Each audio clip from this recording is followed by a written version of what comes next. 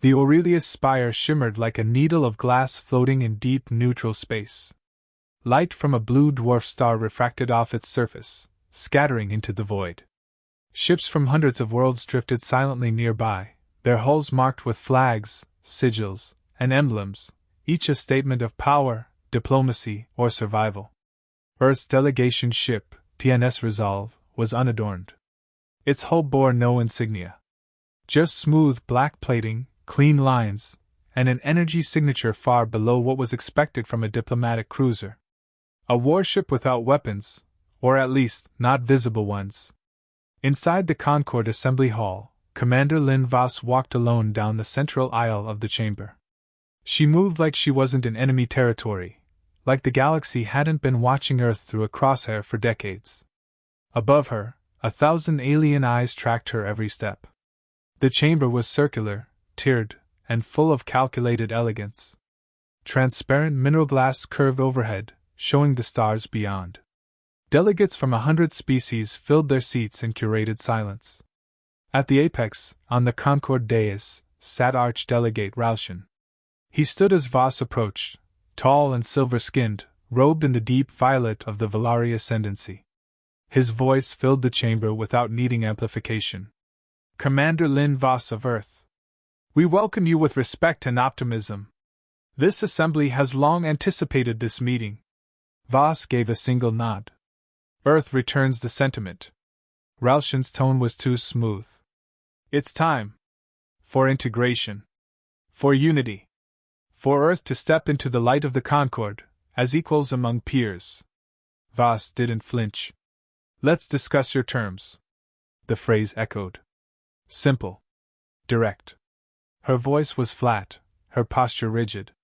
No pleasantries. No illusion that Earth had come here to beg for a place at the table. Rauschen gestured, and the chamber dimmed. A holographic display unfolded above the central platform, showing star charts, economic lanes, and overlapping security perimeters. The Concord offers Earth trade corridors, defense agreements, and unlimited access to the collective's scientific archives. In return, member systems agree to disarm, excluding orbital defense, and submit to strategic oversight from Concord Command. By strategic oversight, Voss said, you mean surveillance.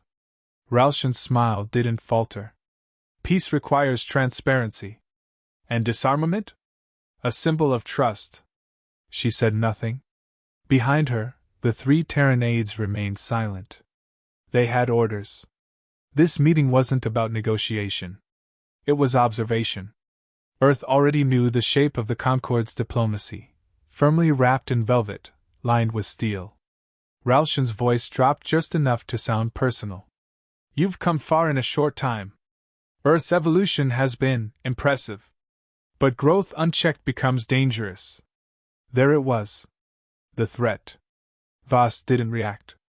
We've survived on our own. Yes, and burned many bridges along the way. This is your chance to build something greater. Together. She looked up at the holographic chart. Dozens of lines wrapped Earth's colonies, routes, trade offers, patrol zones. And yet, every one of them intersected with Concord authority. No independence. No command.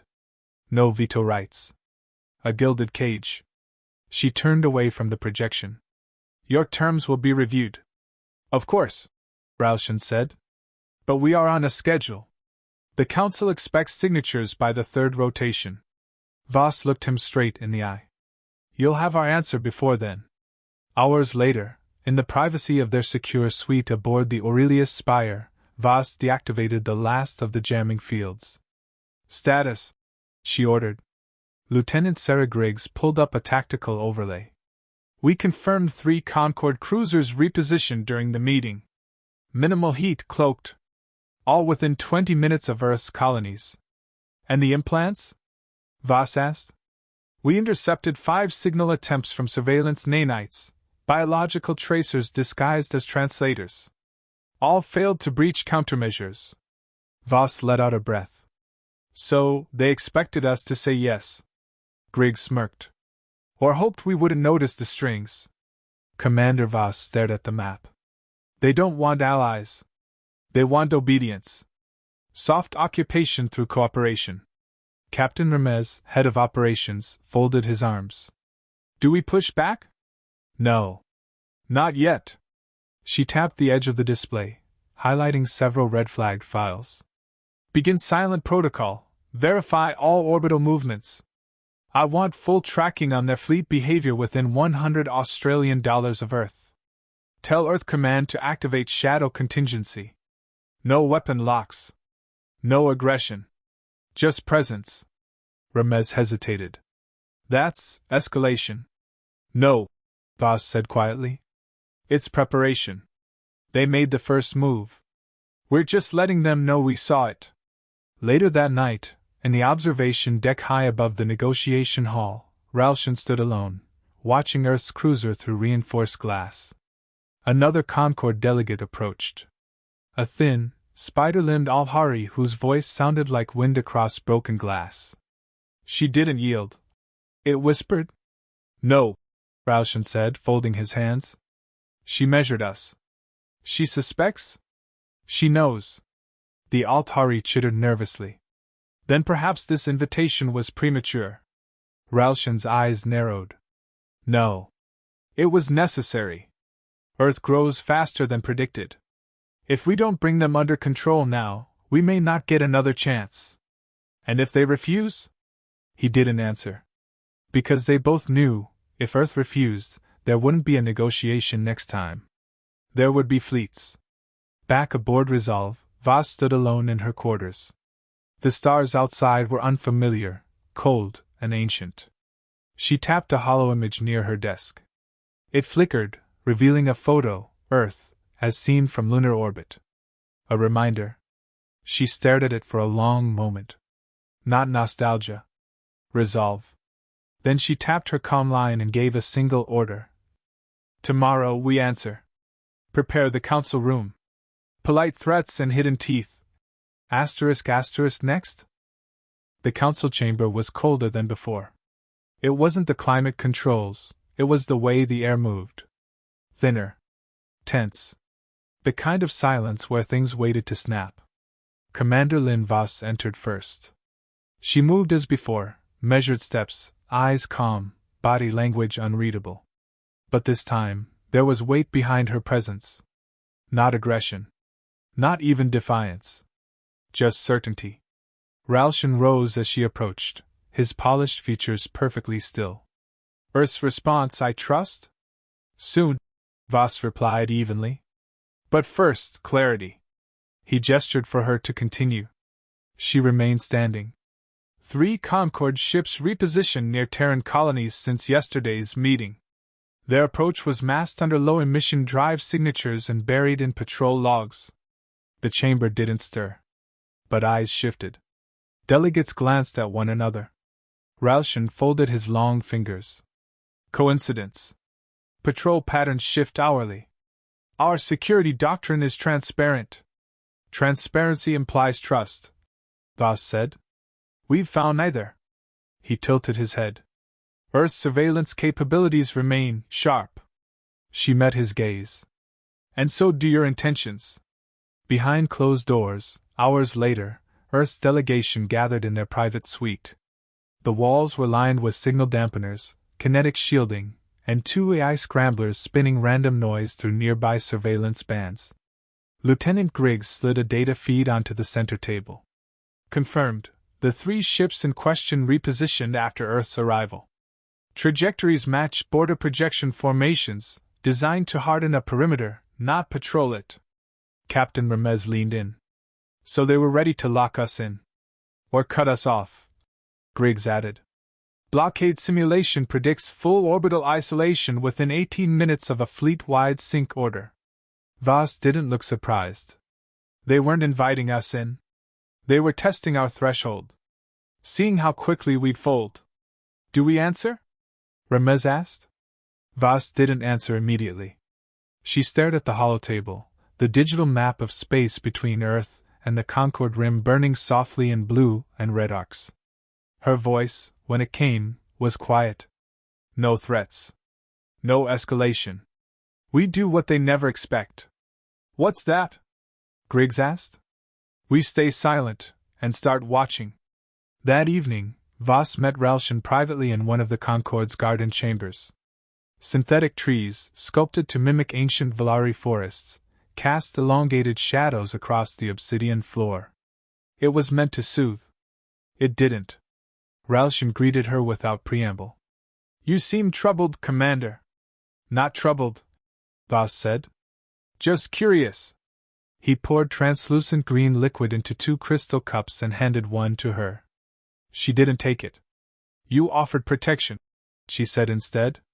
But never explained, from what? Ralston sipped calmly. There are threats beyond your reach. The ones you haven't seen yet. Then it's fortunate we've been preparing without needing to. He set the cup down, expression sharpening just a fraction. If Earth declines our invitation, there are consequences. Trade withdrawal. Diplomatic isolation. Relocation of support colonies under our network. You mean sanctions? She said. Subtle pressure. Quiet penalties. The cost of standing alone. No one stands alone forever. Voss stepped forward, slowly. Tell me something, Ralston. How many civilizations joined your Concord and vanished within a generation? He blinked, and for the first time, hesitated. Not vanished, he said. Absorbed, she corrected. Improved. Erased. The silence that followed wasn't empty, it was edged. You mistake unity for control, he said at last. And you mistake politeness for weakness.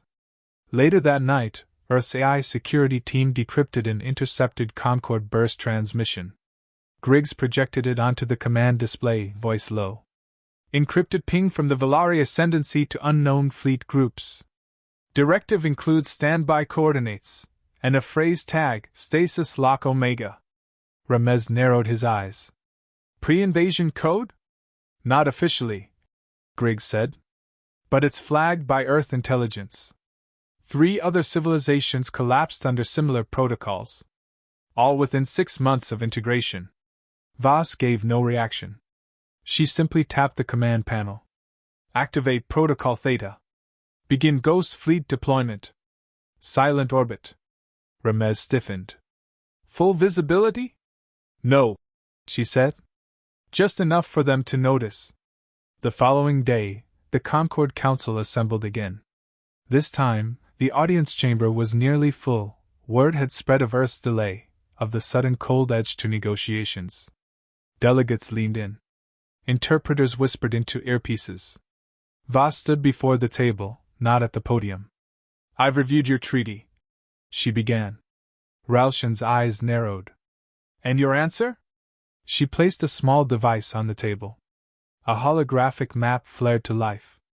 Around Earth's orbit, unfamiliar shapes appeared, vessels without registry, signal, or name. Silent. Drifting. Watchful. Not weapons. Warnings. The Concord is not the only one capable of moving pieces quietly, Voss said. We've merely chosen not to hide ours. A low murmur spread through the chamber. Ralston's face darkened. You would threaten us? No, Voss said. I'm showing you restraint. Another display clicked on. Intercepted message logs. The same burst transmission Griggs decoded, now decrypted, translated, and timestamped. Asterisk stasis lock omega asterisk.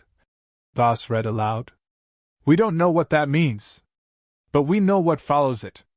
No one spoke. She deactivated the displays and stepped back. No anger. No speech.